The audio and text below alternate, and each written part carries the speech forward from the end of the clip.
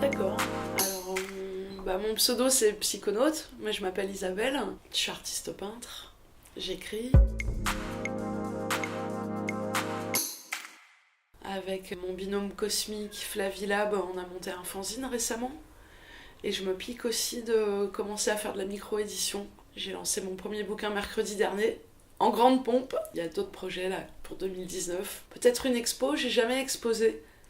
Jamais eu le courage de le faire, mais je me sens prête.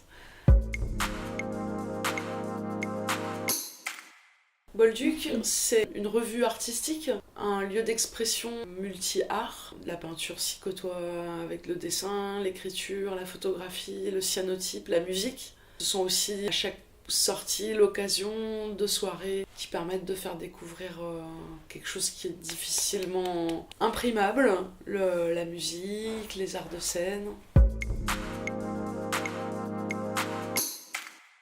Waouh. C'est dur ça. C'est dur. La persévérance, le découragement Mhm. et la persévérance.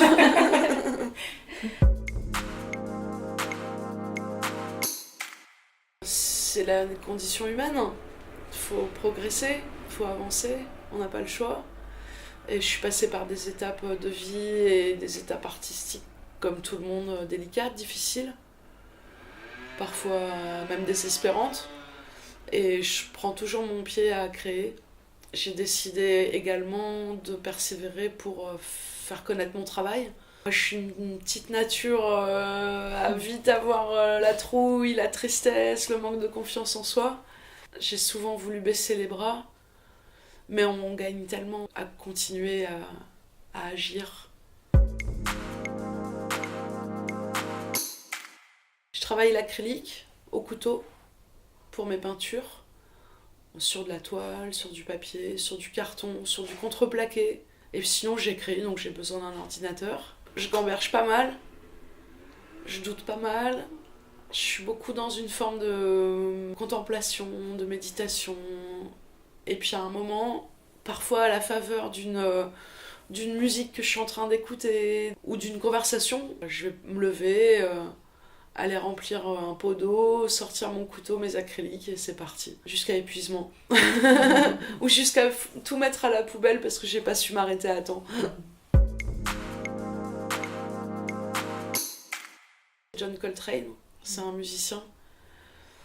C'est pas un peintre du tout, mais c'est un peu mon saint patron.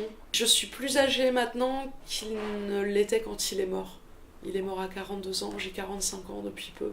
Ça me fait réfléchir à tout ce qu'on peut mettre en place dans une vie, tout ce qu'on peut créer, la chance que c'est de pouvoir créer. Tout ce que je peux piocher dans la littérature m'inspire. En ce moment, je suis en train de lire le dernier livre d'Haruki Murakami, et le héros est un peintre portraitiste. Ça me donne envie de faire des portraits.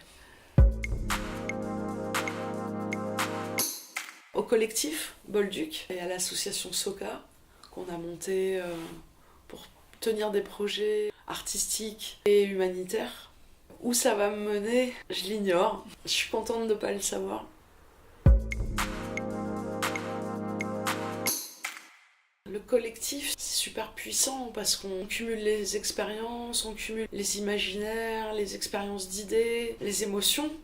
C'est des sentiments partagés également autour d'un but commun. Je crois vraiment à la force du collectif pour sortir de la solitude et pour avoir aussi une forme de guidance, parce qu'on a une vision. Quand on est seul, on peut avoir des visions, mais avoir une vision à plusieurs, c'est penser à des choses qui ne nous auraient jamais effleurées avant.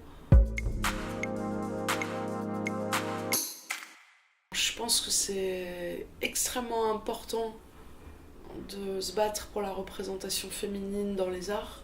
On connaît que les bonhommes. Dans les écoles d'art, je pense qu'il y a plus de femmes que d'hommes. Mais au final, il y a une reconnaissance qui est plus masculine, qui est héritée de longues traditions.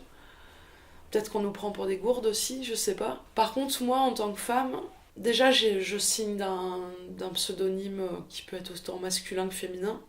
Je me suis pas sentie empêchée. Mais encore une fois, j'ai pas encore cherché de toutes mes forces à exposer, à vendre, à faire partie de galeries, Je suis dans un réseau très protégé, un peu fermé et très underground. Il y a surtout des gens du quotidien qui m'inspirent, avec qui je travaille, avec qui je parle, avec qui je fais la fête. Des gens qui, par leur activité artistique, m'éveillent, me donnent du courage. Certains même qui m'ont désinhibée, parce que j'étais quelqu'un de très inhibé dans cette pratique. Je me sentais pas légitime. Je pense à Fabesco, Flavilab, évidemment. Et Eviny Ramirose, qui a écrit Le Bataillon électrique, qui a un coup de poing dans le ventre, et je l'ai illustré. Voilà, il m'inspire aussi. Trop